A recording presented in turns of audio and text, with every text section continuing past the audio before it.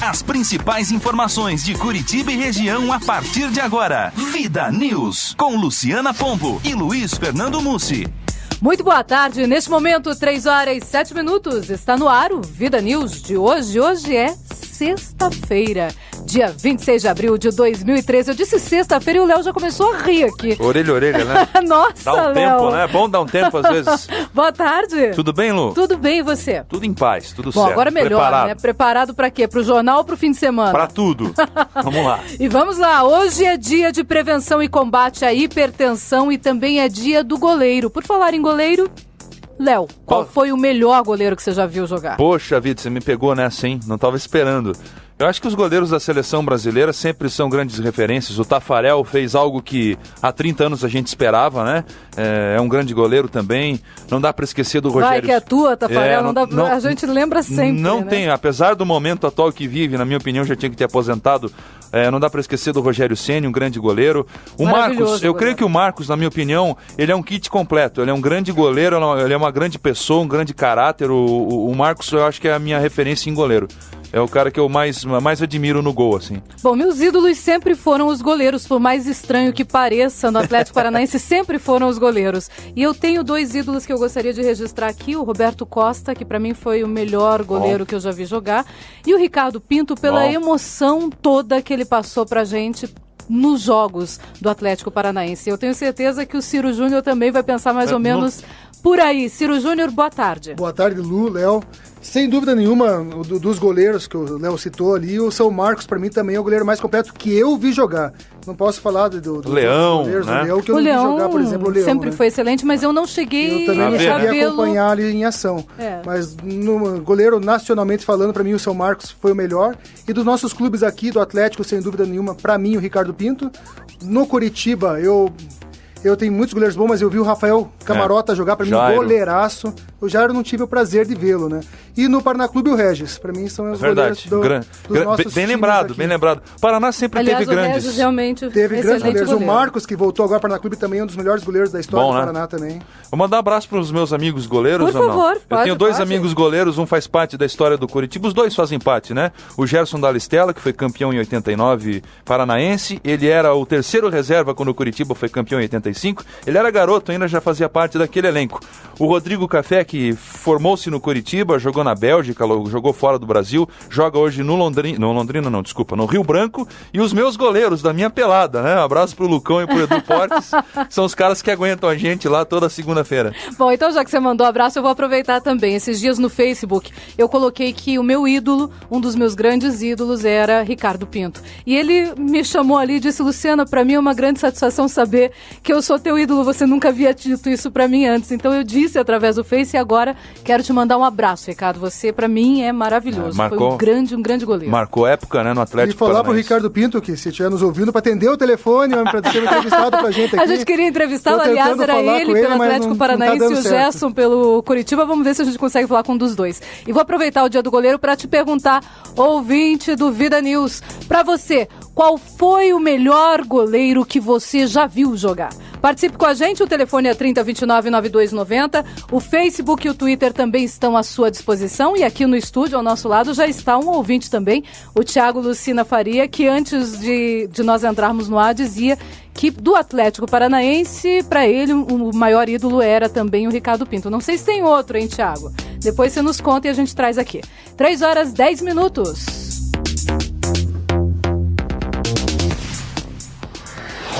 Manchetes do dia. E hoje vamos começar por Campo Largo. Glauco Silveira. Campanha de vacinação contra a gripe em Campo Largo já atinge mais da metade da meta. E exatamente porque a meta não foi atingida. Era até sábado a campanha de vacinação, novamente foi prorrogada a campanha até o dia 10 agora, portanto não perca, vá a um posto de saúde, é importante que você se vacine.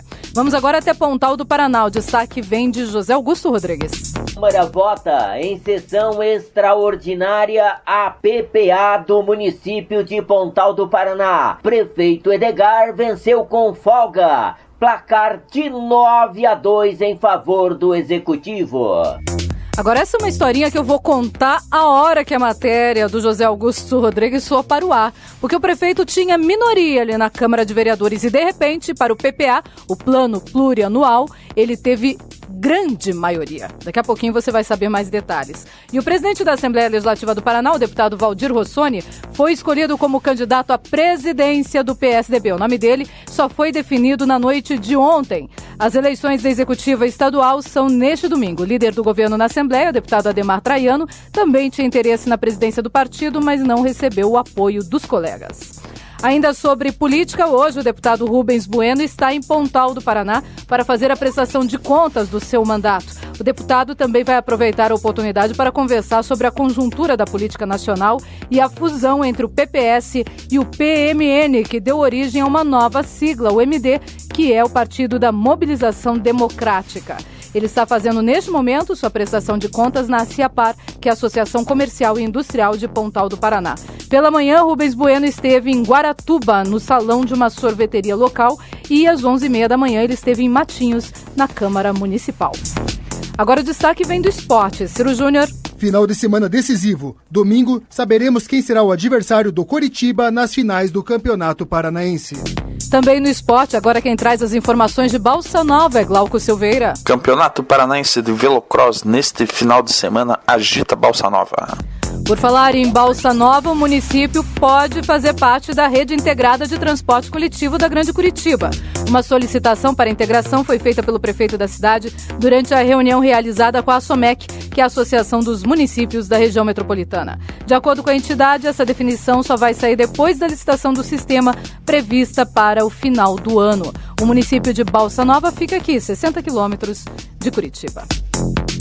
O destaque agora vem de Brasília, Yuri Hudson. O jogador do Vasco, Bernardo, foi sequestrado e agredido por traficantes do Rio de Janeiro do Complexo da Maré. O motivo? O vascaíno se envolveu com uma das mulheres de Marcelo das Dores, o menor P, líder do tráfico na região. Aqui ao meu lado o Léo dava risada. Léo, é triste, né? Mas ao mesmo tempo é cômico. Não é que pode uma coisa dessas, né? E como é que pode um jogador de futebol, um cara que tem dinheiro, que tem situação vantajosa, se envolver com situações como essa? Já chega o goleiro Bruno de exemplo, tem mais, né? Continua. Por favor. Diz que tem um aqui no estado do Paraná, que ainda joga por aqui, que o marido foi buscar ele no CT, né? Conhece essa história ou não? Já ouvi falar por cima, pois não vou nem me comprometer com essas histórias. Pintou lá na frente num CT lá, o cara armado queria matar todo mundo. O cara saiu se borrando, viu, Luciana? Triste história. E o Ministério Público do Paraná, por meio da Promotoria de Proteção ao Patrimônio Público de Jandaia do Sul, ali pertinho de Maringá, cumpriu o mandado de busca e apreensão aonde? Na Prefeitura de Bom Sucesso. Foi para dar apoio à investigação acerca de um suposto esquema de apropriação de verbas públicas através da realização de empréstimos consignados. Só faltava essa, né? Prefeitura dá empréstimo para o servidor e acaba desviando depois o dinheiro. Não faltava mais nada.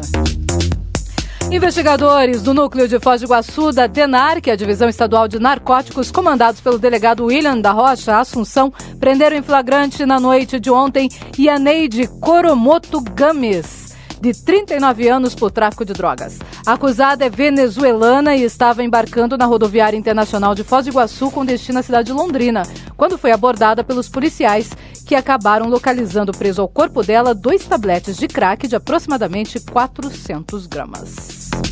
Agora o destaque novamente é de Pontal do Paraná, mas quem traz o destaque é Stalin Venet. 2 crateras se formaram na pista, uma em frente àquilo que chamam de rodoviária, outra em frente ao único posto de gasolina, obrigam os motoristas a trafegarem em meia pista. Aquilo que chamam de rodoviária. Você tá certo, Stalin, ali a rodoviária inexiste. Daqui a pouquinho a gente vai trazer mais informações. E um carregamento de meias foi apreendido na manhã de ontem em Assis Chateaubriand, na região oeste do estado. A carga foi contrabandeada do Paraguai e estava em um carro com placas de Goiôerê. No veículo havia apenas um espaço para o motorista, o resto estava tudo lotado, imagina. Ele foi detido e liberado logo em seguida. Agora vamos a Londrina. Ciro Novaes. Uma boa tarde, ouvintes. Luciana Pombo e grande equipe do Vida News. Hoje nosso tema será Educação à Brasileira. Daqui a pouquinho a gente traz essas informações. Aliás, educação é o mais importante para todo mundo. Vamos ver o que o Ciro Novaes vai falar sobre isso. Policiais do Sicridi, o Serviço de Investigação de Crianças Desaparecidas, procuram uma criança indígena de 3 anos que está desaparecida desde o dia 14 deste mês da aldeia Palmeirinha do Sul, em Chopinzinho, aqui no sudoeste do Paraná. Uma equipe de Curitiba está na região e as buscas foram iniciadas essa semana. A Polícia Militar e o Corpo de Bombeiros também estão auxiliando nestes trabalhos. Agora o destaque é de Rogério Ataíde, destaque nacional. É com você, Rogério. Para o ministro Gilmar Mendes, olha a situação que está o país. Deputados rasgaram carta magna ao tentar reduzir poder no Supremo Tribunal Federal. E ainda as informações nacionais, agora Celso Brasil. O ministro Gilmar Mendes, que suspendeu a proposta que limita a criação de novos partidos políticos, enfrenta a reação do polêmico presidente do Senado, Renan Calheiros, do PMDB de Alagoas, que ameaça entrar com agravo regimental no Supremo Tribunal Federal. 3h17 e a Secretaria de Agricultura e Abastecimento do Estado lança a primeira etapa da campanha de vacinação contra a febre aftosa na próxima terça-feira em Marechal Cândido Rondon, aqui no oeste do estado. Para os produtores de forma geral, a vacinação começa na quarta-feira, dia 1º, e se estende até o dia 31 de maio. Aliás, nas escolas de Balsa Nova, as crianças já estão levando panfletos para casa, exatamente por causa desta campanha de vacinação. Importante que todos os gados sejam efetivamente vacinados. 3h18, o Vida News já está no ar. Vida News. Tempo e temperatura. A semana termina ainda sob efeito de uma grande massa de ar seco que traz a condição geral de tempo mais aberto para todas as regiões paranaenses. O sol predomina, o que traz, durante a tarde, a sensação de calor para algumas regiões. Mesmo assim, os termômetros não devem passar dos 28 a 29 graus de máxima no extremo oeste e também na faixa norte, áreas que normalmente são mais quentes no estado. Na parte central, temperatura entre 25 e 27 graus. Na parte leste, temperatura atingindo os 25 graus em Curitiba, os 26 graus no litoral. O final de semana ainda começa sob efeito dessa massa de ar mais seco e, portanto, com pouca variação de nebulosidade e grande amplitude térmica. Até mesmo aquela sensação de frio da madrugada vai gradativamente diminuindo no estado. O sábado começa com mínima de 9 graus na capital, 10 graus na região de Palmas, 17 graus na região de Palotina. No domingo, o tempo muda, algumas áreas de estabilidade trazem uma quantidade maior de nuvens e algumas pancadas de chuva. No entanto, essa chuva é irregular e de baixo volume acumulado. Previsão do tempo, uma parceria Agência Rádio Web e Somar Meteorologia. Para mais informações, acesse o nosso site tempoagora.com.br. De São Paulo, Márcio Custódio. Vida News. Trânsito. Acidente sem vítimas está sendo atendido neste momento no cruzamento da rua Pedro Ivo com a Travessa da Lapa, aqui no centro de Curitiba. Você que passa por essas proximidades, bastante atenção, porque o trânsito é lento nesta região. Vou repetir o local então, rua Pedro Ivo, esquina com a Travessa da Lapa. 3h20. Vida News.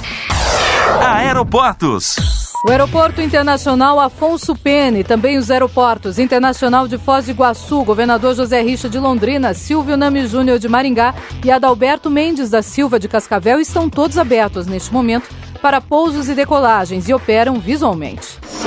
3h20.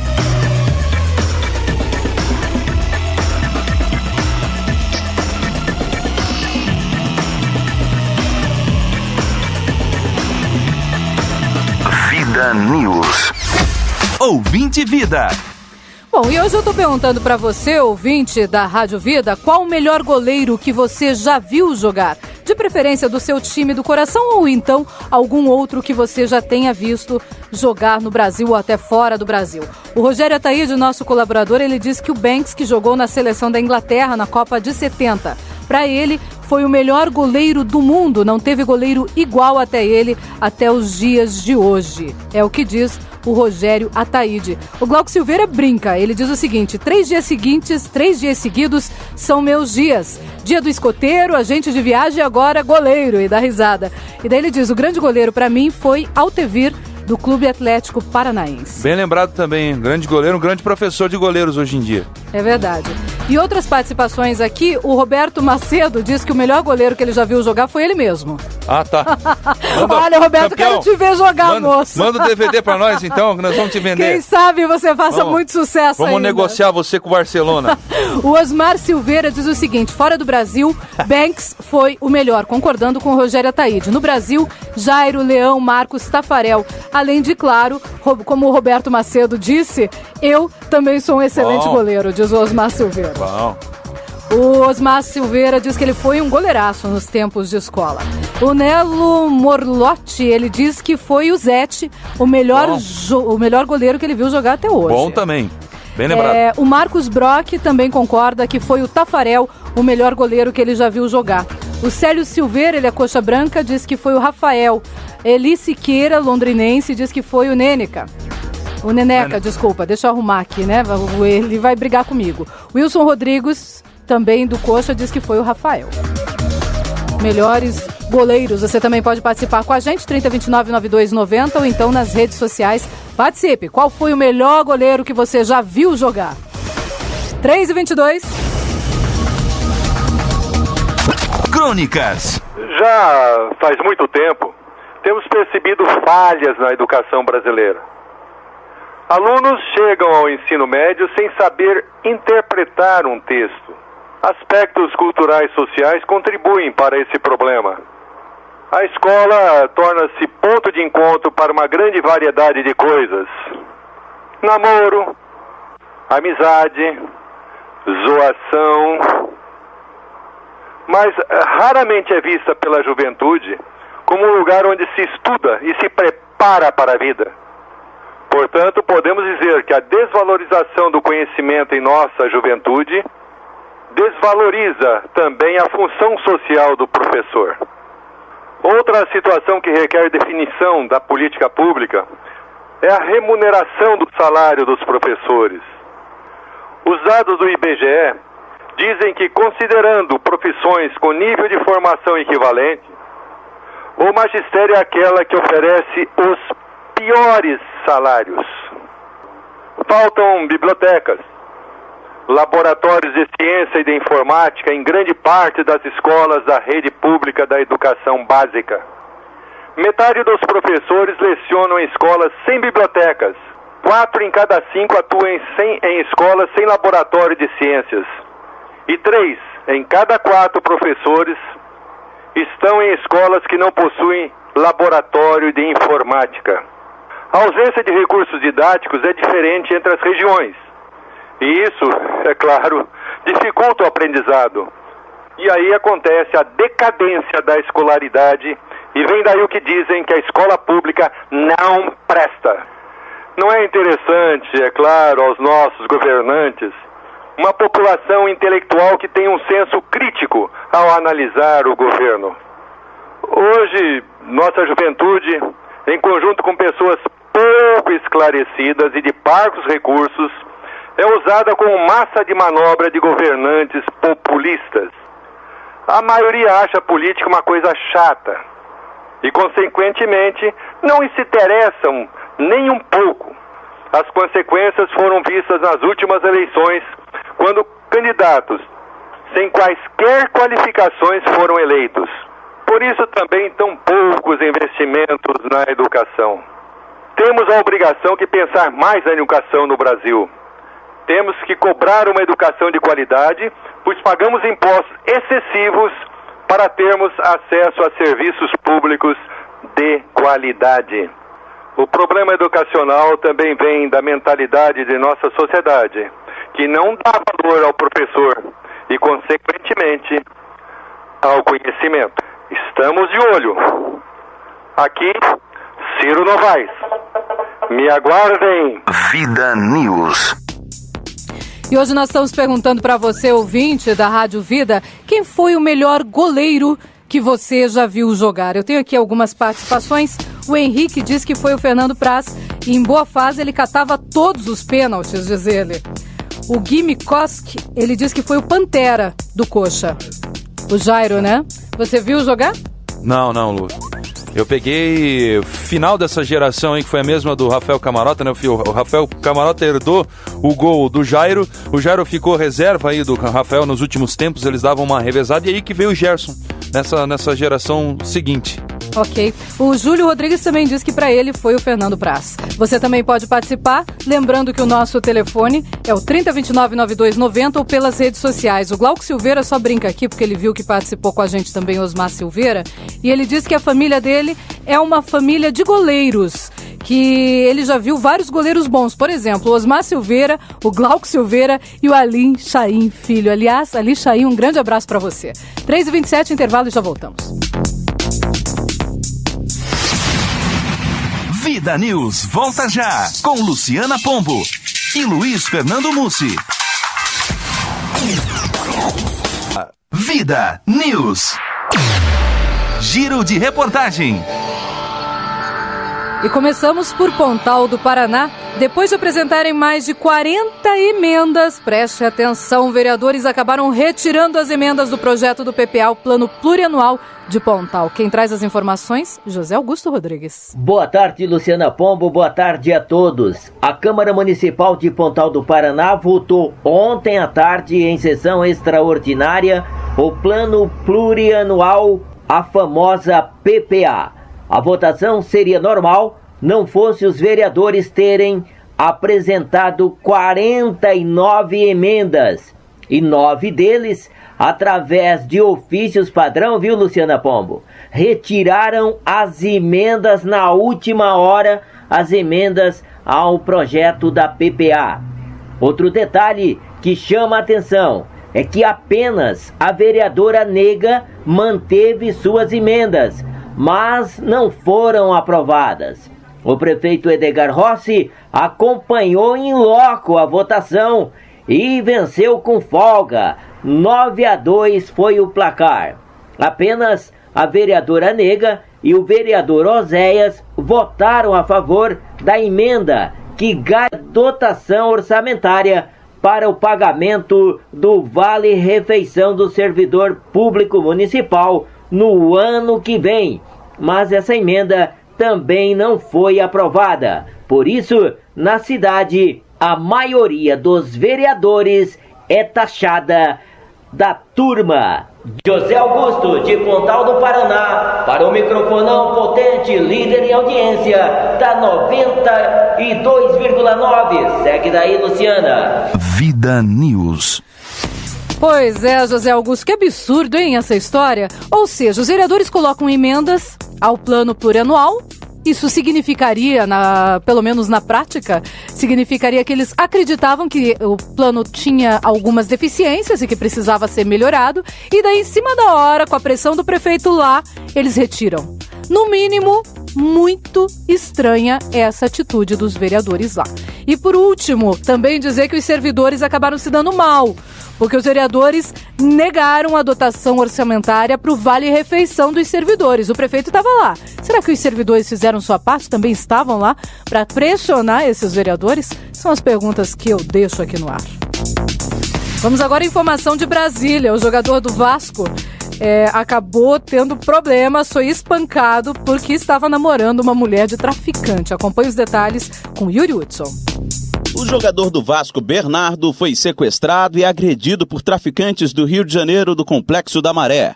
O motivo? O vascaíno se envolveu com uma das mulheres de Marcelo das Dores, o menor P, líder do tráfico na região.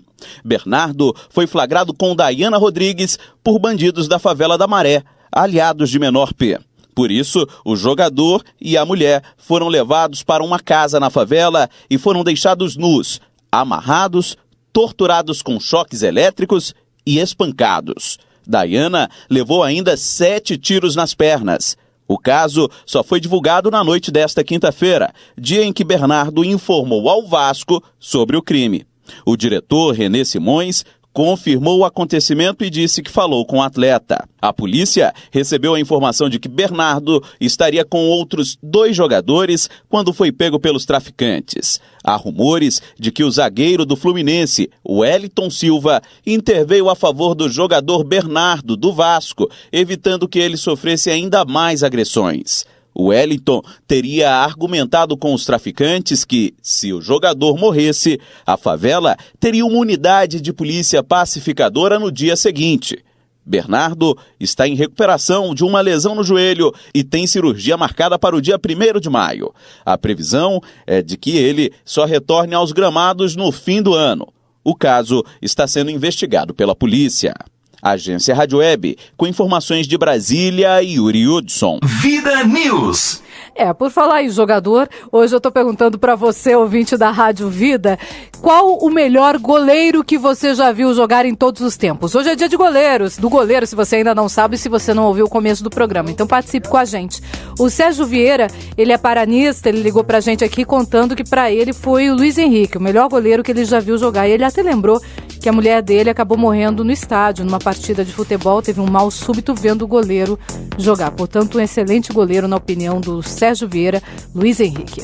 E o Marcos Roberto Tomil, ele diz o seguinte, que para ele foi o Dazaev, da seleção russa de 1982.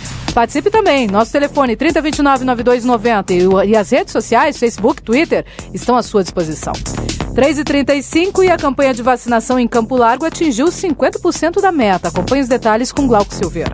Boa tarde, ouvintes da Vida News. Boa tarde, Luciana. Boa tarde a toda a equipe. A campanha nacional de vacinação contra a gripe em Campo Largo vacinou 9.121 pessoas até o último sábado, dia 20, de acordo com a Secretaria Municipal de Saúde. O número representa 51,21% do público prioritário previsto para ser vacinado em toda a campanha. No balanço parcial das vacinações, o grupo das mulheres no período pós-parto já ultrapassou a meta de 11,37%, com 235 pessoas atendidas no total. Nos primeiros 6 dias de campanha também foram vacinadas 1.865 crianças, 72,65% do previsto pela Secretaria, 693 gestantes, 54,1% da meta. Além disso, 1.498 trabalhadores da saúde receberam a vacina, o que representa 51,38% do público-alvo previsto no grupo. Apenas o grupo dos idosos ainda não atingiu a metade da meta. Até sábado, 4.839 haviam sido vacinados, 44,59% do previsto. A vacina se destina a cidadãos com 60 anos ou mais, trabalhadores da saúde, crianças de 6 meses até 2 anos, gestantes, mulheres até 45 dias após o parto, portadores de doenças crônicas não transmissíveis, além de pessoas em condições clínicas especiais, desde que apresentada prescrição médica. Neste ano, a vacina contra a influenza é fragmentada, inativa e trivalente, composta pelos vírus H1N1 e H3N2, além do influenza B. A vacina pode ser encontrada em todas as unidades de saúde do município. Esses dados são do site da Prefeitura. Glauco Silveira, de Campo Largo, para o Vida News. Vida News. E não é só em Campo Largo que nós tivemos a campanha de vacinação estendida em todo o Brasil até o dia 10, portanto você ainda pode se vacinar. Procure o posto de saúde mais próximo da sua casa, você que está na lista dos que devem se vacinar, e se vacine efetivamente. É importante para a saúde, principalmente das pessoas idosas e para quem tem doenças crônicas. 3h37, a Nelise de Cali traz uma informação. Um projeto de deputado federal paranaense pode definir a construção da Estrada do Colono, ali no meio do Parque do Iguaçu. Acompanhe os detalhes. Um projeto de lei aprovado por uma comissão especial criada na Câmara dos Deputados pretende criar uma estrada no meio do Parque Nacional do Iguaçu. O PL 7123 de 2010, elaborado pelo deputado Assis do Couto do PT do Paraná, institui a Estrada Parque Caminho do Colono. O problema é que a estrada de 18 quilômetros de extensão vai cortar a área mais protegida do parque, que é restrita até para turistas. Na avaliação de Mário Mantovani, diretor de políticas públicas da Fundação SOS Mata Atlântica, a medida pode destruir inclusive a renda vinda do turismo na região. Cortar o fluxo gênico da região, a maior ameaça de fauna com atropelamentos, o problema da paisagem, o impacto da paisagem. O maior problema é de você estar ferindo os princípios mais básicos daquilo que é do patrimônio da sociedade.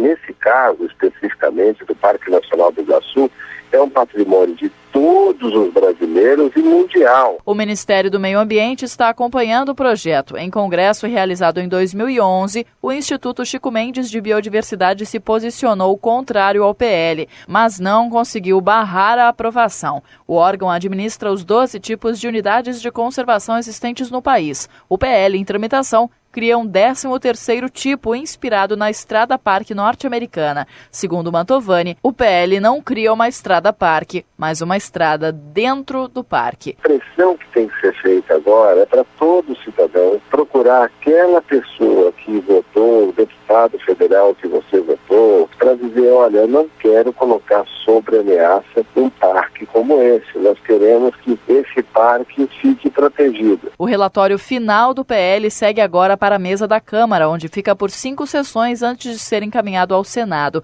O projeto só será encaminhado a plenário se algum deputado entrar com requerimento durante as próximas semanas e se seu pedido for aceito pela mesa. Agência Rádio Web de Porto Alegre, Annelise Decar. Vida News. E essa discussão da Estrada do Colono é muito antiga, já houve manifestação por lá, teve fechamento de vias por conta da reabertura ou não da Estrada do Colono, ou seja, muita discussão ainda deve ocorrer por causa desse projeto do Assis, que pretende reabrir e tornar efetiva essa estrada ali no meio do Parque Iguaçu. Agora vamos a mais informações de Brasília. O prazo para entregar o imposto de renda está terminando. Daniel Lima tem os detalhes. Os contribuintes, pessoas físicas, precisam ficar atentos porque o prazo final para entrega da declaração do imposto de renda termina na próxima terça-feira, dia 30 de abril.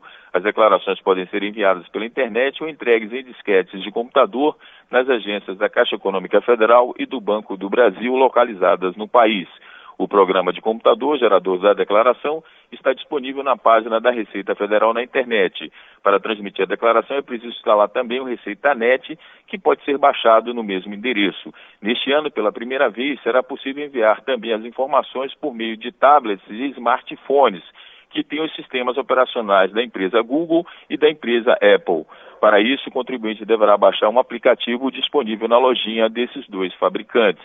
Mas não são todos os casos. De acordo com a Receita, não podem usar esses aplicativos, por exemplo, os contribuintes que receberam rendimentos de pessoa física e os que tenham recebido determinados tipos de rendimentos isentos ou com tributação exclusiva. Uma lista com as situações permitidas está no site da Receita Federal. Quem entregar depois do prazo pagará multa mínima de R$ 165,74. De Brasília, Daniel Lima. Vida News. Portanto, se você não fez ainda a sua declaração do imposto de renda, corra, porque vai só até terça-feira o prazo para que você faça a sua declaração. E vamos voltar agora até Pontal do Paraná. Tem mais uma informação lá. Lembra só aquela história dos buracos, das crateras? Pois é, precisamente em Pontal do Sul, último balneário ali de Pontal do Paraná, no trecho da PR-407, 2 crateras se formaram na pista. Detalhes com Stalin Venet. Alerta ao prefeito de Pontal do Paraná, aos dirigentes do DR e aos dirigentes da firma Tequinte em Pontal do Sul.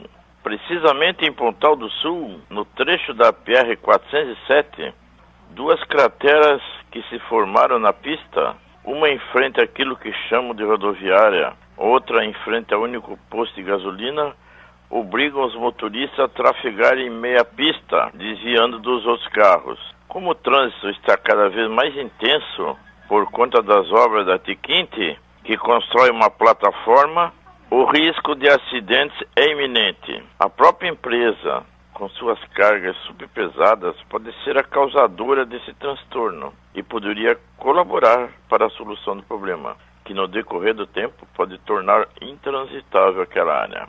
Então, mãos à obra, prefeito, dirigentes do DR e dirigentes da firma Tequinte. O povo não pode ser prejudicado pela omissão dos responsáveis. De Paranaguá, Stalin Venetti para o Vida News. É com você, Luciana. Vida News. 3h43, 3h43, é impossível trafegar por uma pista assim. Então, realmente, alerta aí para o prefeito, para o DER e para todas as empresas que estão ali na região, que estas duas crateras estão na PR-407, elas precisam ser fechadas urgentemente. Então, portanto, façam alguma coisa e urgente. Voltamos agora às informações de Brasília com Rogério Ataíde. Boa tarde, Luciana Pombo, Luiz Fernando Mussi, ouvintes e toda a equipe do programa Vida News. É melhor que se feche o Supremo se emenda a proposta na Câmara passar. Eu disse bem compassado para que todos entendam. Olha a situação que está o país. Já para o ministro Joaquim Barbosa, presidente do Supremo Tribunal Federal, medida é uma afronta à separação de poderes e fragiliza a democracia. A nossa democracia está balançando. O ministro do Supremo Tribunal Federal, Gilmar Mendes, disse ontem que o tribunal deveria fechar, se fosse aprovada a proposta em discussão na Câmara dos Deputados, que submete decisões da Corte ao crivo do Congresso Nacional.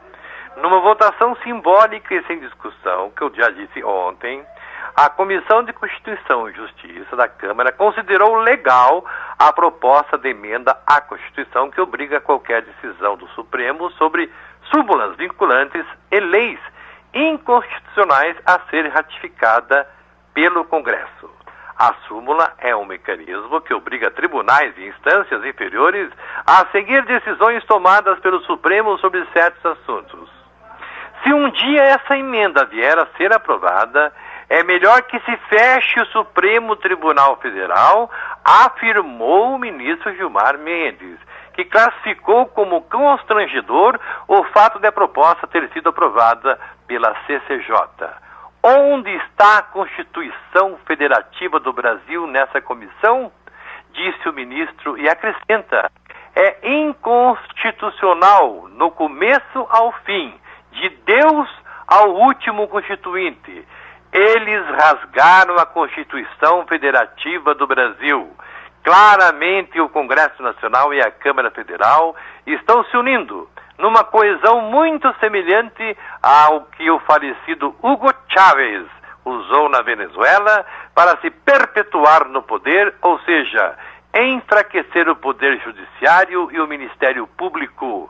Se continuar assim, Luciana Pombo, teremos pela frente graves tempestades institucionais, o que pode nos levar à anomia constitucional.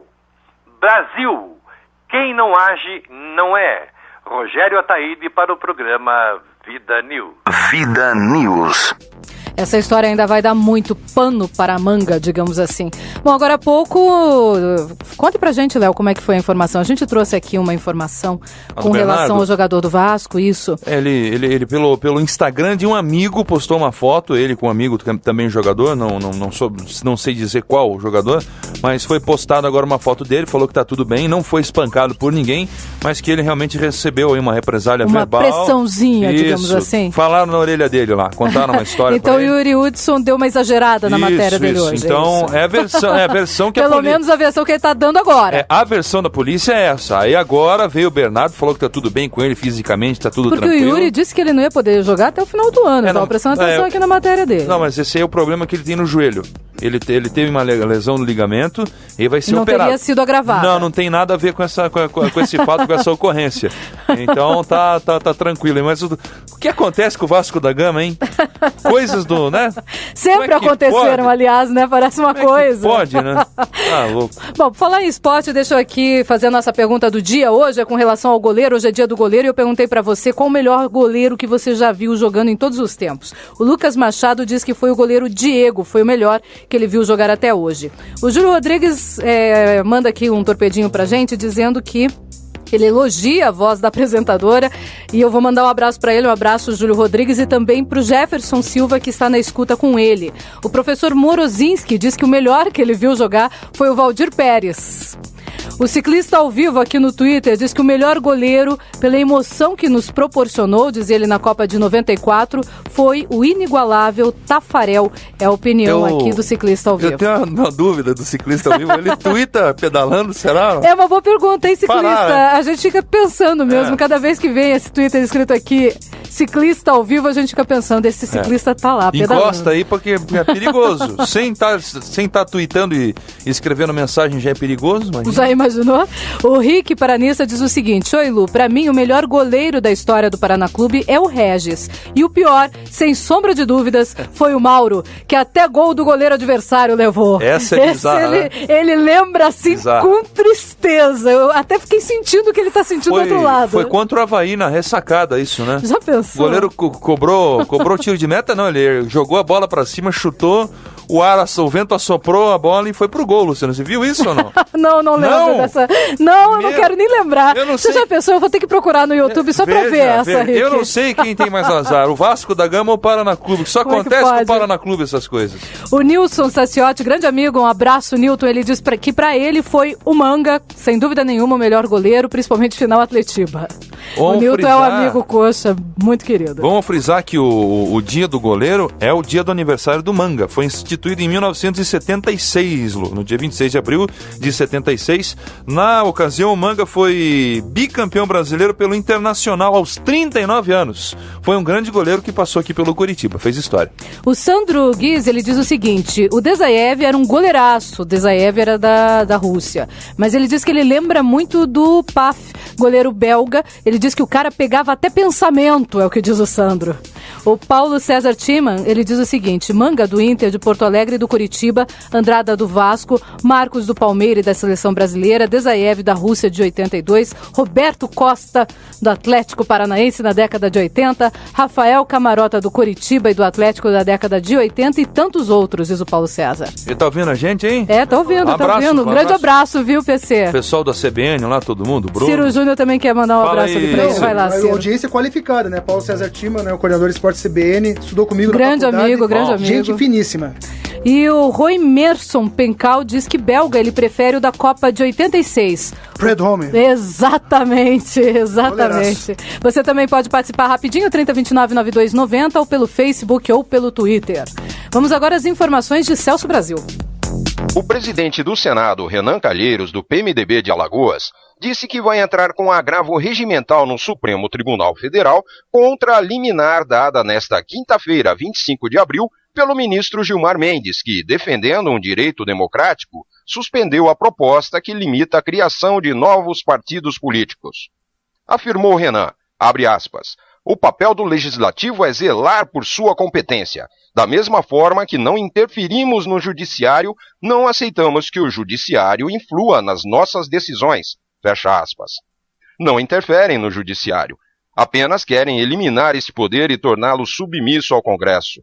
O presidente da Câmara, Henrique Eduardo Alves, também do PMDB, acompanhou a decisão de Renan. De acordo com Alves, o agravo servirá para que a Corte reveja a decisão de Gilmar Mendes. O deputado considerou equivocado o pedido de liminar feito pelo PSB. Disse Henrique Alves, abre aspas, foi provocado de forma equivocada. Não aceitamos essa intromissão na nossa competência. Como disse Renan, essa casa não interfere na maneira de votar dos ilustres ministros do Supremo. Também não aceitamos que interfiram aqui no nosso processo correto, regimental e constitucional de expressar os nossos votos. Vamos entrar com agravo e esperamos que o Supremo possa rever essa posição e fazer justiça ao papel constitucional desta casa. Notem que, a cada 5 palavras, evocam a Constituição, só não querem que ela seja cumprida. Questionado se a liminar havia sido concedida em retaliação à aprovação da PEC 33, ontem, no CCJ da Câmara, que submete decisões do Supremo ao Congresso, Renan afirmou não acreditar em uma resposta emocional da Corte, como se a lei fosse regida por emoções. Ou seja, o PT paga um aluguel caríssimo, criando cargos e pastas e ministérios novos e totalmente inúteis, com o nosso suado dinheiro dos impostos, e sua blindada base alugada paga este aluguel aluguel como verdadeiros guerrilheiros de caneta e discursos inflamados, na tentativa de acabar com a criação dos novos partidos, porque sabem que, a qualquer momento, poderá surgir um ilustre desconhecido aproveitando-se da insatisfação geral da nação com um discurso que pode ganhar a confiança do eleitorado, fazendo renascer a esperança de um país decente. Este novo nome tem tudo para surgir e apagar a estrela avermelhada dos atuais políticos e mostrar uma brilhante luz no fim do túnel. Este é o maior medo dos atuais déspotas de plantão. Alguns, apenas alguns, de legendas contrárias aos projetos, elogiaram a decisão do ministro do Supremo. E concluo com esta tacada na democracia. Renan, numa ameaça velada, afirma que o Congresso poderá tomar novas medidas e complementa. Abre aspas. Vamos dar essa oportunidade ao Supremo Tribunal Federal. Fecha aspas. É a lei sendo esmagada pela corrupção e revelia implantada no Brasil de um povo que, apático, descansa num berço nada esplêndido. É com você, Luciana. Vida News. 3 horas e 53 minutos. Léo, agora há pouquinho a gente estava falando aqui do ciclista ao vivo, ele nos respondeu aqui. Opa, vamos saber como é que funciona essa primeiro parada. Ele fez um comentário aqui, ele diz, o Bernardo só não levou uma coisa maior porque o traficante era vascaíno. Trocou por camisa. Olha só, e ele diz assim, não tuito pedalando, eu dou uma paradinha e coloca risos. Quando ele passar aqui perto, ele que venha com bicicleta e tudo. Venha visitar, assim como faz o Thiago Lucina e vai fazer também a dona Silvia, que vai chegar daqui a pouquinho. Abraço, Silvia. Não faz igual o Thiago que no VV não trouxe uma esfirra, uma nem pizza, nada, né? A gente tá falando pelo menos uma pizza, salgadinho, né? Se vier já vem, para não vir com as mãos abanando, ficar feio, né? Olha só, 3 horas e 54 minutos. Vida News. Esportes. E hoje eu vou abrir o spot chamando uma matéria do Felipe Esboril, ele que vai falar sobre a CBF. A CBF está divulgando um calendário, já divulgou o calendário da seleção brasileira para este ano. Daqui a pouquinho, então, eu trago a informação do Felipe Esboril, ele que vai falar sobre essas informações nacionais. Daqui a pouco. Ciro Júnior. Não, e a seleção brasileira, a seleção de verdade, é aquele amontoado de jogadores que jogam no Brasil, que não vão disputar a Copa das Confederações, que só para ganhar dinheiro. Qual que é a seleção que vai disputar esses jogos, hein? Vamos descobrir já com o Felipe Esboril. Agora a pergunta é bem pertinente, viu, Cira? Agora sim, vamos ouvir Felipe Esboril. A Confederação Brasileira de Futebol, a CBF, divulgou nesta quinta-feira o calendário para a temporada de 2013 da seleção brasileira. A entidade separou todas as 9 datas FIFA e mais 2 somente com jogadores que atuam no país para amistosos da seleção brasileira. Portanto, serão cerca de 11 amistosos para o time de Luiz Felipe Scolari, que se prepara para a Copa das Confederações e também em 2014 para a Copa do Mundo do Brasil. Vale destacar que a Copa das Confederações acontece entre os dias 15 e 30 de junho. A data da convocação para esse evento acontece dia 14 de maio, para a competição que será prévia do Mundial. A equipe nacional terá 2 compromissos antes da estreia na Copa das Confederações, contra o Japão dia 15 de junho em Brasília. O Brasil, no dia 2, encara no Maracanã a Inglaterra, na reabertura do estádio para a seleção brasileira. 6 dias depois, portanto, dia 8, a seleção do técnico Luiz Felipe Scolari encara a França, na Arena Grêmio, em Porto Alegre. Após a Copa das Confederações, serão mais 9 partidas, incluindo o Superclássico das Américas contra a Argentina, dia 18 de setembro e dia 2 de outubro. O primeiro amistoso, já visando a Copa do Mundo, será contra a Suíça, dia 14 de agosto, com a convocação sendo anunciada dia 30. Os demais amistosos ainda não têm adversários confirmados pela entidade máxima do futebol brasileiro, mas acontecerão dias 6 e 10 de setembro, provavelmente contra Portugal em Boston, nos Estados Unidos, dia 11 e 22 de outubro, além de 15 e 19 de novembro. Agência Rádio Web, com informações da seleção brasileira, Felipe Esboril. Vida News. Bom, e hoje eu perguntei para você, ouvinte, qual foi o maior goleiro que você já viu jogando em todos os tempos? E olha, nomes apareceram de todos aqui. O Marco Aurélio Chicora tá participando também aqui com a gente. Ele tá dizendo o seguinte, vou citar alguns nomes de grandes goleiros, Luciana. O Prudhomme, goleiro da Bélgica, que nós citamos agora há pouco também. O Zete, o Marcos do Palmeiras, o Veloso do Palmeiras, o Fernando Praz e também o goleiro paraguaio Chilavert. Ele que era fundou, bom mesmo, né? Eu lembro. Ele que fundou essa história de goleiro fazer gol de falta. E aí o Rogério Ceni foi lá e superou ele. Foi bem melhor. O Rogério Ceni jogava em tudo que é ponta ali, né? Ele ia pra frente. Nossa, corria de um jeito que, por favor. Como jogou no verbo bom mesmo. Jogou. Valdir Ferreira Júnior, grande locutor, participando com a gente, ele diz o seguinte, lembrei imediatamente do Dazaev, também da Rússia, da Copa de 82. Mas como deixar de mencionar a história do Marcos no Palmeiras e do Rogério Ceni no São Paulo? Tafarel e Dida também tiveram suas glórias. E realmente o Paf era sensacional. E lembrei ainda do Iguita. O Gilmar Rinaldi me fez lembrar. Gilmar Rinaldi, bem grande goleiro, jogou no Flamengo, jogou São fora Paulo. do Brasil, São Paulo. Muito bom. O Stalin Venet, participando com a gente, ele diz assim, Luciana, na minha opinião, o Aranha Negra da seleção russa foi o maior de todos. No Brasil tivemos o Zete, o Júlio César do Flamengo, vi vários goleiros do Paraná, mas esse Rodrigo Café do Rio Branco, ultimamente tem sido o melhor do litoral paranaense. Stalin também, claro, tinha que puxar para o Rio Branco. Você está certíssimo, Stalin. Barrismo, eu também sou. Eu falei aqui que dos meus, todos eles sempre, Roberto Costa, Ricardo Pinto, eram atleticanos. 3h59. Bom, agora eu vou chamar uma matéria do Glauco Silveira sobre esporte. Daqui a pouquinho a nossa mesa, entre aspas, que não é redonda, é oval, aqui do Vida News. Vamos lá, Glauco Silveira. O Campeonato Paranaense de Velocross promete agitar Balsa Nova nos dias 27 e 28 de abril, próximo final de semana. O Velocross é uma das modalidades mais populares do motociclismo e reúne centenas de apaixonados por motos nos campeonatos realizados no estado. Os pilotos utilizam motos trail ou off-road, também utilizadas em outras modalidades como no motocross e no enduro de regularidade. Porém, a diferença está na pista e na preparação das motos, que devem ter potência, aceleração e velocidade. Diferente do motocross, o velocross não existe obstáculos como saltos, por exemplo. O que encanta os apaixonados é a velocidade. De acordo com o presidente da Federação Paranaense de Motociclismo, Gilberto Rosa, esta etapa promete reunir os melhores pilotos da modalidade. Gilberto ressalta ainda que o campeonato é um evento muito bacana para reunir os familiares e amigos, realmente voltado às famílias paranaenses. O campeonato é supervisionado pela Federação Paranaense de Motociclismo com patrocínio da ProTorque, apoio Java Racing, Adrenalina Motor Racing e Prefeitura Municipal de Balsa Nova, e com o apoio da Secretaria de Esportes. Glauco Silveira, de Balsa Nova, para o Vida News. Vida News. E agora sim, vamos falar de futebol paranaense. Vamos começar com o Curitiba hoje? Pode ser, Lu? Vamos lá. Vamos lá. Só pra mudar um pouquinho, né? E essa semana do Curitiba você vem requentando, né? Porque verdade. Na verdade, o time vai ser definido amanhã. O Marquinhos Santos vai definir o time do Curitiba no dia de amanhã, no treino de amanhã, no treino de sábado, tradicionalmente, quando o jogo, a partida no domingo. Então não tem nenhuma novidade ainda do time que vai para campo.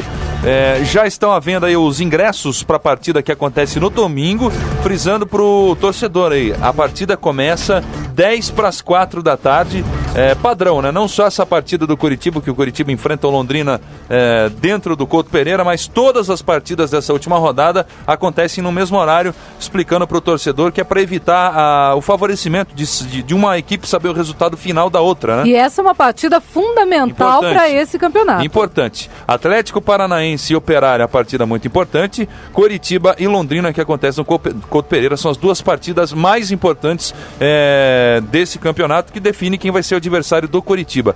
E aí tem aquela conversa, né, de que o Curitiba pode entregar pro Londrina, que a gente ouve de tudo, Então fica... Eu não acredito nisso, viu, Ciro? Eu não acredito. Não tem essa chance, porque até eu acredito que pro Curitiba, o Londrina seja o adversário Não na tradição, mas é um adversário perigoso por ter o segundo jogo no Estádio do Café. Sim, complica muito mais. Imagina, perder pro Londrina aí nessa. O Londrina vai crescer muito mais do que cresceria o time elenco. Do Londrina é aquela coisa que foi o time que mais pontos fez durante todo o campeonato. É melhor aproveitamento, né? Exatamente. Apesar que a Atletiba, querendo ou não, sempre dá frio na barriga de todo mundo, né? Não perder o Atletiba pro torcedor não tem nada igual, E pro jogador também deve dar uma pressãozinha, eu imagino que deva dar muito mais. E a notícia boa, positiva, é que o Gil, que saiu aí do Atletiba machucado no primeiro tempo ainda, já está de volta, já está recuperado e à disposição do técnico Marquinhos Santos. Então o Coritiba aí tem esse reforço, né? O retorno do Gil na disponibilidade de ser escalado, né, no 11 do Coritiba. Vamos ver o que vai acontecer, o que o Marquinhos Santos vai fazer, como vai formar esse time do Coritiba. Creio eu que ele entra em campo sem o Alex. Na minha opinião, deveria entrar sem o Alex, sem David e sem Rafinha também, já prevendo a semana que vem. Quer dizer, você acha que deve poupar, então, que vem uma maratona cansativa para o Coritiba. São 2 semanas decisivas. A primeira no Campeonato Paranaense e a segunda dentro da Copa do Brasil. Então são situações complicadas que o elenco tem que ser administrado. E, na minha opinião, Alex, Rafinha, o próprio David, que não vem jogando muito, mas é um jogador que do nada pode desencantar, devem ser poupados. Até o próprio William também, né, um jogador de muito contato, deveriam ser poupados para essas 2 semanas que vai enfrentar o Coritiba. É uma situação complicada para o Coxa, porque tem 2 decisões importantes nas 2 próximas semanas. Não pode morrer na Copa do Brasil e precisa, pelo que apresentou no Campeonato Paranaense até agora, principalmente a derrota sofrida pelo Atlético no final desse segundo turno, o Coritiba está devendo esse título para sua torcida, essa reação. E eu acho que deveria poupar sim os principais jogadores para essa partida. Você não acha também que devia poupar então os principais jogadores para a viagem para Paraíba contra o Souza? Porque contra o Souza, o time mirim do Coxa ganha, né? O Souza perdeu de 5-0 pro CSP. 5-0, foi uma goleada, né? O futebol é uma surpresa. Pode ser que o Coritiba viaje até lá e tome um sufoco. Eu já vi acontecer isso em começo de Copa do Brasil. É difícil. O Coritiba viajar e não ter condição de ter reação. Aí chegou aqui no Couto Pereira, fez 5-6 gols em cima do adversário. Isso. Pode acontecer. Eu também acho que nessa primeira partida o Alex não deveria jogar, deveria ser poupado, como já estava nos planos do Marquinhos Santos. Eu vejo essa partida contra o Londrina não tão importante assim para o Coritiba, e essa primeira partida contra o time do Souza também não tão importante. O foco do Coritiba tem que ser o primeiro Atletiba já de cara. A primeira grande preocupação. Caso seja o Atlético no final. Vamos começar pensando por aí. Aí a partir disso a gente vai desenvolvendo o resto do planejamento. Penso eu assim. Agora, como funcionam as coisas lá dentro do o treinador agora, vai pensar. Exatamente. E ainda só falando do Coritiba, né, temos aqui a presença do nosso Célio Silvério, desculpe. Grande abraço, Célio Silvério. É bom conhecê-lo pessoalmente, viu? Estão sempre participando nosso, aqui. Coxa Branca. Ele é administrador do grupo lá do Futebol Paranaense VIP. Cara, fantástico. Grande abraço pra você. Ciro, vamos saber do Atlético agora? Vamos lá do Atlético, né? Ontem teve uma entrevista do Mauro Rosman na Rádio Cap. Não foi tão devastadora a entrevista como foi do Mário Celso Petralha, mas teve algumas novidades interessantes. Ele normalmente é um sabonete, né? Responde bem, o rapaz sabe como falar e não falar. Mas pra mim, eu achei até que a entrevista do Mauro Rosman foi desnecessária um dia depois da entrevista do Mário Celso Petralha, né? Que o que ele falou foi exatamente o que o presidente comentou um dia anterior. Uma coisa que me chamou a atenção é que ele comentou que 60% da arena está pronta. Lembra-se que no começo do ano, 54,7% estava pronta. Ou seja, em 4 meses, só 6%, só 6% isso não é nada. Arena. Pois é, vai ter que ter toque de caixa para até o final de dezembro entregar para a FIFA ao estádio do Atlético, né? Que está precisando de velocidade, está precisando correr para entregar, que tá ficando feio pra gente, né, Luciano? Já tá feio Curitiba, que as obras de infraestrutura parece que não vão sair. O Tribunal de Contas acaba de apresentar um relatório dizendo que isso pode acontecer. Já imaginou se a arena ainda atrasa? Tirando aquela parte lá da Avenida das Torres, não tem mais nada sendo feito pra Copa, né? Diz que tem, né? Mas eu também A Praça do Atlético diz que ia ter uma transformação gigante, iam ter que reformar, não tem um tijolo. Até agora não, ela faz parte do complexo Arena, mas ela não precisa ficar pronta para a Copa. Ih, mas não vai então ficar. Pode demorar um pouquinho. Pode esquecer, então. Uma coisa também interessante é que o Mauro Rosman comentou que estão negociando naming rights para a Arena da Baixada, né? Aliás, faz tempo. Precisa, né? Precisa. Só que a gente for ver, a Allianz já fechou com a Arena Palestra do Palmeiras, que é um estádio que nem para a Copa do Mundo vai, por 300 milhões de reais.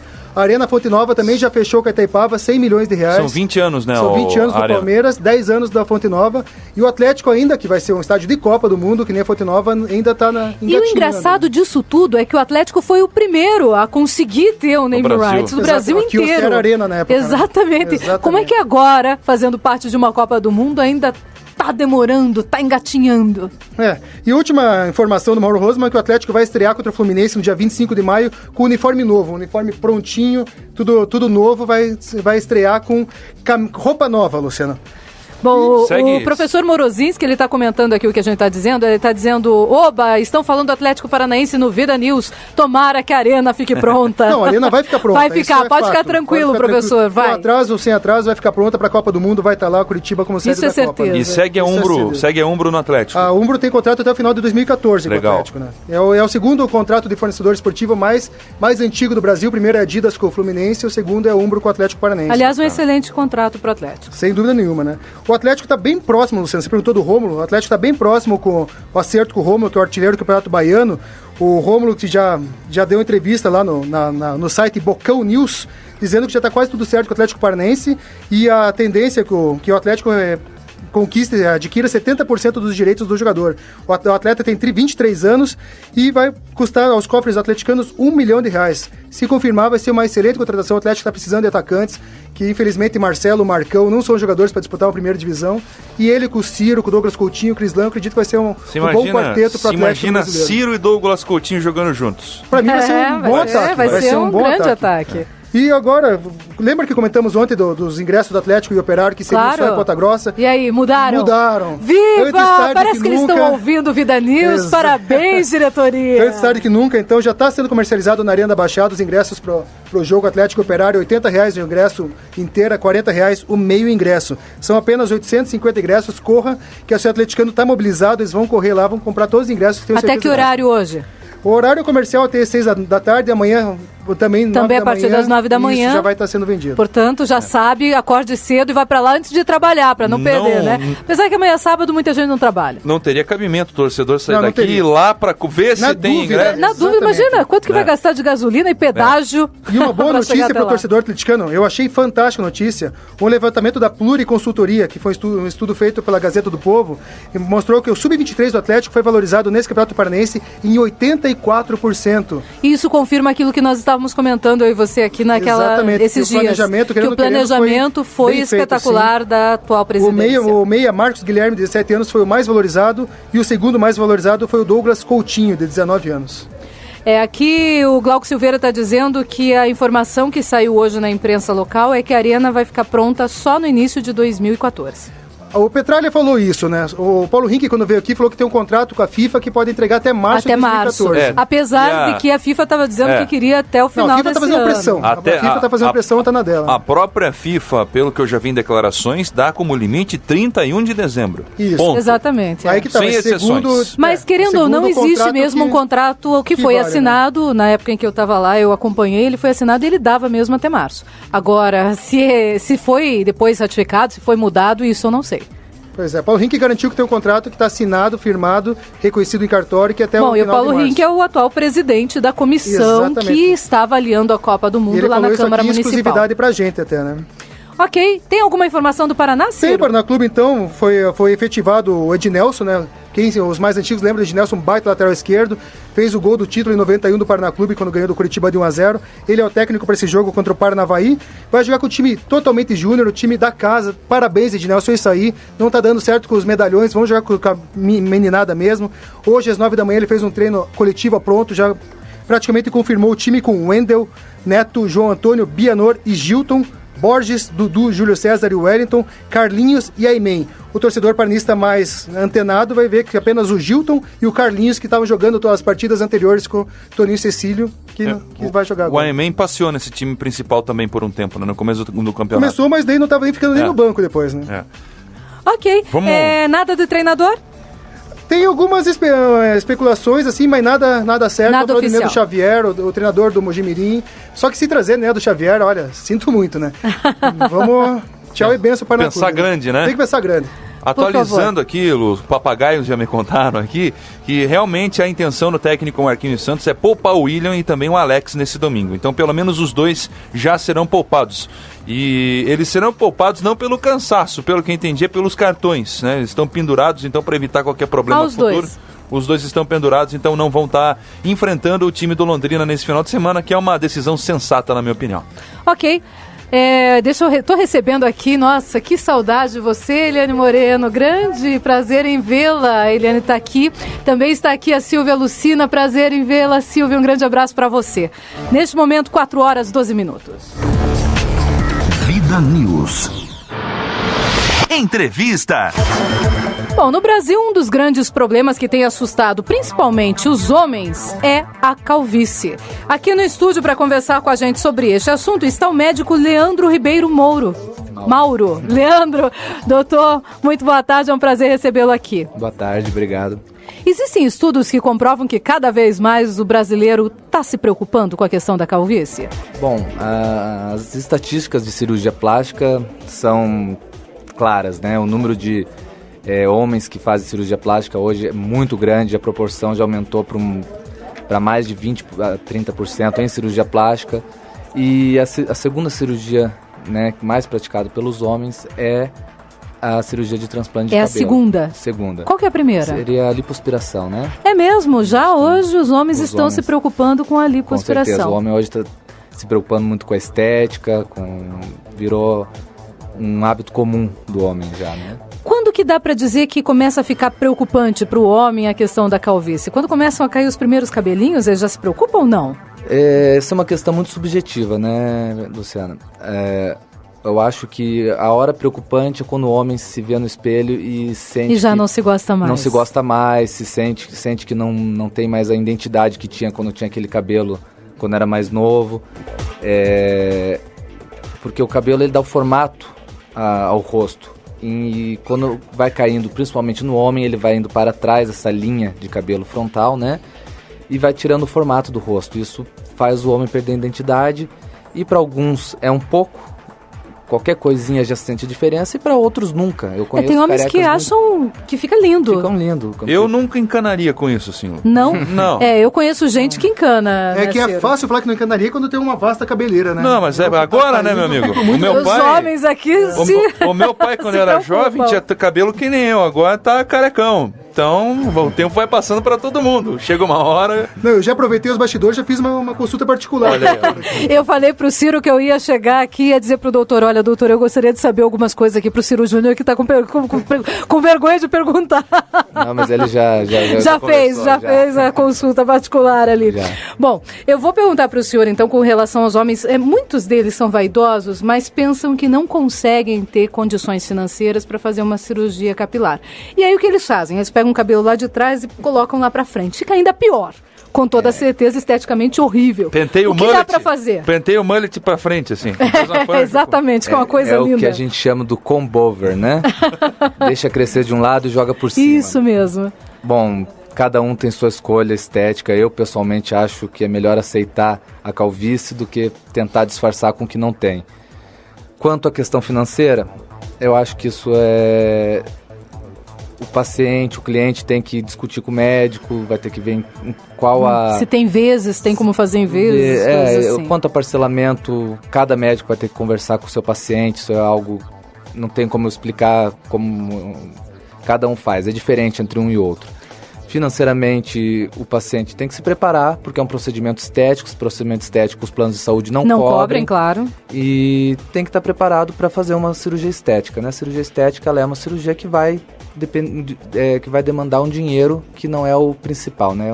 Seria um supérfluo. Começou a cair o cabelo, tem formas de fazer com que pare de cair? Ou não existe como? Existem muitas medicações que ajudam a retardar essa queda. Nenhum remédio hoje é milagroso a ponto de... É porque a gente ouve, né, falar. Tem muito shampoo que faz não sei o quê, o tempo inteiro. Cresce cabelo até na palma da mão, cresce cabelo na testa. Você fica imaginando que é uma coisa assim milagrosa, como o senhor disse, né? Coloca um pouquinho e já começa a nascer o cabelo. Existem muitos remédios, tanto para tomar quanto para aplicar, que ajudam a retardar a queda de cabelo. Eles realmente funcionam para retardar. Nenhum é milagroso, nenhum segura. Então, a gente tem que ser atuado de forma tanto clínica, com uso de medicamentos, tópicos e comprimidos, com as cirurgias como parceria. Você não deixa de usar os remédios quando você faz a cirurgia, porque a cirurgia ela vai melhorar o aspecto, mas o processo de queda de cabelos vai continuar. Complementa. É hereditário? Sim, principalmente. Principalmente hereditário. Sim. Quais outros fatores que podem fazer com que a pessoa tenha calvície? Bom, a calvície comum, a maior queixa é padrão, né, androgenético, que a gente fala, que é relacionado ao hormônio mesmo. É os receptores de hormônio no couro cabeludo que fazem com que esse cabelo seja mais suscetível à queda. Mas existem outros fatores, assim como o próprio estresse, o uso de alguns medicamentos, né, traumas, que fazem outros tipos de queda de cabelo, que às vezes têm indicação também de cirurgia, mas que são avaliados diferente da queda padrão, que é a androgenética.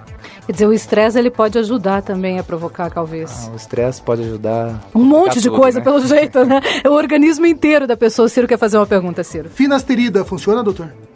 O finasterida é um ótimo remédio para controlar a queda de cabelo androgenética no homem. Em raros casos na mulher também pode ser usado, mas principalmente ele é liberado para o homem. Ele ajuda a retardar a queda, principalmente da região posterior e do meio da cabeça. A região frontal, os estudos não são tão otimistas em relação a segurar a queda de cabelo. Funciona por um tempo, mas ele é como se você andasse com o freio de mão puxado. Você continua com a queda de cabelo, só que mais devagar. Você vai ter essa queda.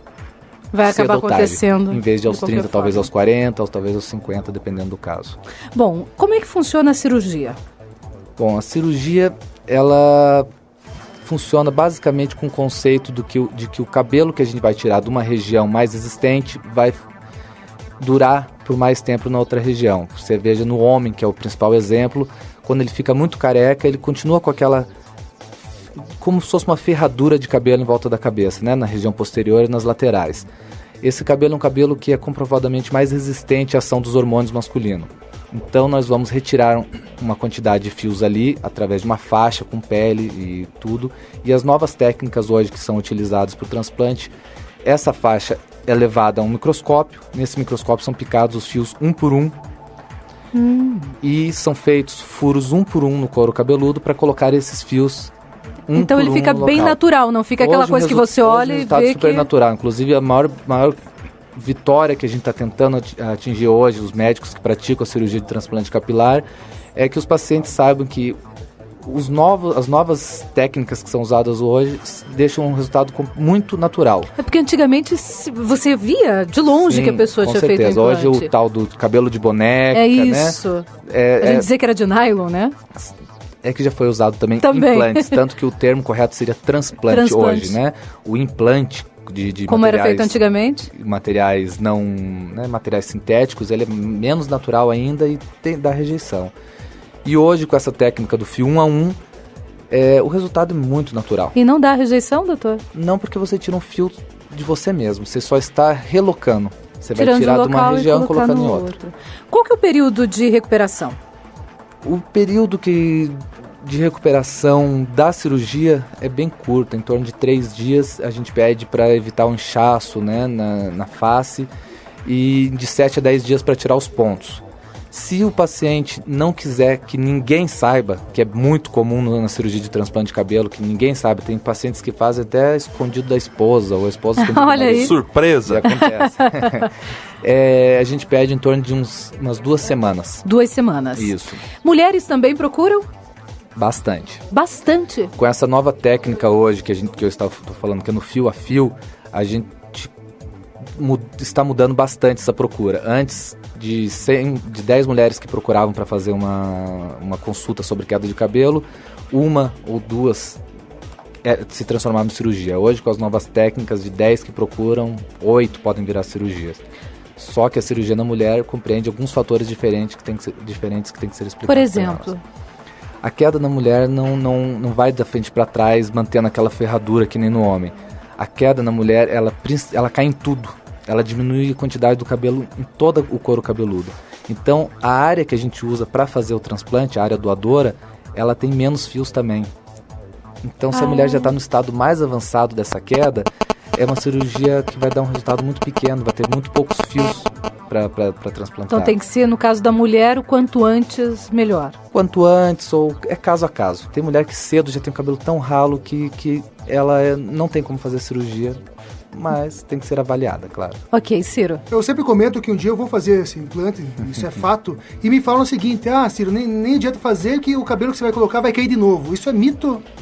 Bom, que nem eu falei no começo ali, o cabelo, a técnica de transplante, ela se baseia que o cabelo que é retirado de um local e é plantado em outro, ele vai sobreviver pelo tempo que ele duraria naquele local de origem. Então, se você vê um senhor de 90 anos de idade que seja bem calvo, ele persiste com um pouco de cabelo na região posterior e laterais. É este cabelo que a gente vai ter passado para a região receptora do transplante. Esse cabelo vai cair? Se você viver 200, 300 anos, provavelmente, porque ele está recebendo esse... Não tem como daí. Mas como a nossa média de vida hoje, como funciona, ele dura praticamente por toda a vida. Alguns vão cair? Alguns, mas a maior parte não. Então a gente acaba dizendo que ele é permanente, mas ele não é permanente. Ele só dura muito mais do que os que você teria ali no local. Ok, doutor Leandro, foi um prazer recebê-lo aqui no estúdio. Uma boa tarde para você, um excelente final de semana. Obrigado. Nós conversamos aqui com o cirurgião médico Leandro Ribeiro Mauro, falando sobre implantes de cabelo. Se você quiser saber mais informações, você pode até ligar para cá, a gente vai passar o telefone daí da clínica do doutor Leandro para você, ouvinte da Rádio Vida. 4h23. Voadora do dia. Bom, e hoje a voadora do dia vai para essa questão aqui de Pontal do Paraná, novamente, a questão dos vereadores. Os vereadores que tinham um posicionamento e que na última hora, lá na Câmara Municipal, resolveram mudar totalmente seu posicionamento de uma forma estranha, por pressão ou não sei, e tiraram as emendas que tinham, emendas que iriam ajudar a população local de Pontal do Paraná para beneficiar o plano da forma como ele estava, o plano plurianual. Portanto, hoje a voadora vai para os vereadores que fizeram isso. 2 não fizeram. O vereador Oséias e a vereadora Nega, lá em Pontal do Paraná, votaram com a consciência deles. Os outros, não sei se votaram com consciência ou não, mas retiraram os seus projetos. 4h24. Vida News. Crônicas. Simpatia e amizade. Como é bonito, né? Tem a apatia, a empatia e a simpatia. É que nem remédio alopático, né? E o homeopático. Nós somos parecidos, né? Tem a simpatia e tem a amizade, né? Simpatizar é compreender. Como é bom a simpatia, como é bom a compreensão com as pessoas, né? A simpatia é um ritmo secreto que molda uma boa amizade. Não adianta ser bom por medo de castigo. Essa frase aqui é tão importante na vida da gente, e tem muita gente que faz isso. Faz, todo dia. Ele é bom porque tem medo de castigo ou promessa de prêmio. Então diz assim, não adianta ser bom por medo de castigo ou promessa de prêmio, pois se assim agirmos, somos egoístas disfarçados. Ser bom na simpatia e na amizade é compartilhar o amor e a dor. A simpatia e a amizade é a confiança em ser compreendido e compreender, o desejo de sê-lo. Simpatizar com alguém implica entregar-se em alguma medida, sem temor, pois estaremos sujeitos à deslealdade ou à traição. Aliás, a ingratidão é prato de todos os dias, e a gratidão é iguaria rara. Porém, os verdadeiros amigos de empatia e simpatia jamais agirão deslealmente e jamais trairão sua confiança. Eles vibram juntos, eles vibram ao universo e ao uníssono, e em todos existem ao mesmo tempo diferenças pessoais. Por que isso? Diferenças pessoais que não se harmonizam nunca, mas a capacidade de compreensão e de simpatia predominam nos que ultrapassam as barreiras das desarmonias e sabem compreender as tendências homogêneas e heterogêneas, e as cultivam em si mesmas. Amam seus amigos como a si mesmos e sofrem com a dor humana. Os justos tratam os fiéis amigos com amor. A gente é tão bonito assim, eu vejo essas crônicas, mas na prática, no dia a dia, as pessoas estão se matando. Elas estão se odiando, sem ter motivo, sem nada. Já mata. É filho que mata pai, mata mãe, brigam, se destroem. Por que, meu Deus do céu? Os animais não se matam tanto assim. Meus inimigos, nós devemos tratar com justiça os amigos com muito amor. 2 palavras que andam por aí nos livros todos, mas poucos a praticam, meu Cristo Redentor. Quando necessário se faz, difícil fazer. Dar as mãos e lutar por um mundo melhor. Não é uma simbologia bíblica da Bíblia, ou das religiões, ou da teologia. Dar as mãos e lutar por um mundo melhor é construir as simpatias, é construir as amizades, é construir as empatias vivas, as grandes amizades e até pequenas, que mesmo em debates ferrenhos, mas empáticos, sabem usar constantemente a energia e o bom senso, que poderão levar à construção de um país melhor, uma vida melhor e um mundo melhor. Nunca esqueçam disso. Amar é viver. Amar não é apenas existir. Amar é viver. Vamos amar e usar a amizade e a simpatia para aprender a viver, aprender a ser humano, aprender a construir um mundo melhor.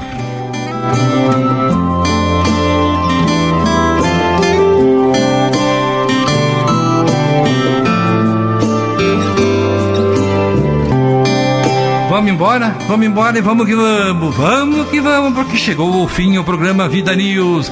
Boa tarde, minha amiga, minha queridíssima amiga Luciana Pombo. Boa tarde, meu grande amigo Luiz Fernando Mussi. Boa tarde, equipe Vida News. Boa tarde, Curitiba. Boa tarde, meu querido Paraná. Boa tarde, Brasil!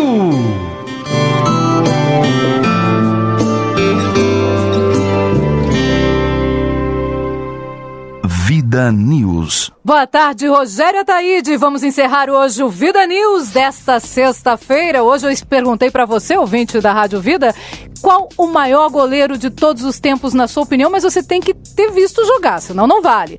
Vou começar perguntando aqui para o Dr. Leandro Ribeiro Mauro. Vamos ver. Doutor Leandro, boa tarde de novo e eu quero saber qual foi o melhor goleiro que você já viu jogar. Boa tarde, eu gosto muito do Neto. Do Neto? Que jogava no Atlético até alguns anos atrás. Muito bem. Fiorentina agora, né? Olha lá, ele disse alguém diferente, o Neto. Vamos lá, Thiago. Chegando junto, Thiago Lucina. Qual o melhor goleiro que você já viu jogar? Foi o grande Ricardo Pinto. Esse foi um mito atleticano. Ricardo Pinto, maravilhoso Ricardo Pinto. Vamos ver também, cadê a Eliane Moreno? Você pensa que você vai fugir do microfone? Não vai. Boa tarde, Luciana. Parabéns pelo programa maravilhoso. Boa tarde para todos os ouvintes também. Um prazer estar aqui, viu? Um prazer. E olha, eu vou de Vanderlei do Coxa, com certeza. Vanderlei do Coxa. Com certeza. Silvia Lucina, beijo. Mais uma coxa branca. Vamos lá, Silvia. A Silvia tá dizendo que não vem, tem que vir, não vale não vir. Ela falou que não entende que é isso? Ela tá dizendo que não entende nada de futebol, talvez por ela ser coxa branca, eu não sei. Brincadeira, porque o Célio entende, o Célio é coxa também, vem Célio.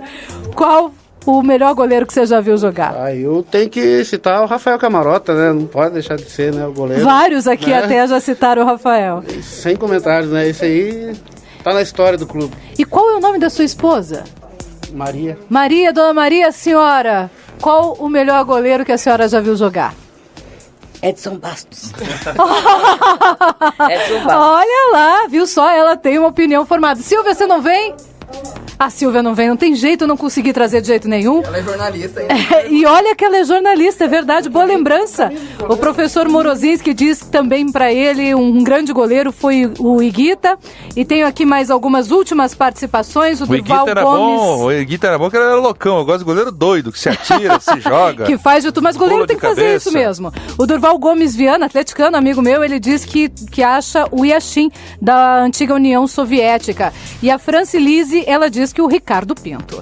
Bom, com estas últimas participações, nós encerramos o Vida News de hoje, né, Léo? Tchau pra você. Ainda bem que ninguém falou do goleiro Bruno, né? Não, ninguém. Só faltava. Eu ia tacar pedra virtualmente, não é possível. Ciro Júnior. Tchau, Luciana. Domingo temos um evento muito bacana lá de motovelocidade lá no lá em Balsa Nova. Aliás, aonde nós moramos. Eu moro lá também, inclusive. Eu moro em Pontal do Paraná, mas passo a semana lá fazer o quê, né? Então, até semana que vem. Tchau, tchau. Tchau, até semana que vem. Excelente final de semana pra você, excelente final de semana, Léo, pra todos vocês que estão nos ouvindo. E até segunda-feira, às 3h da tarde. Um grande abraço.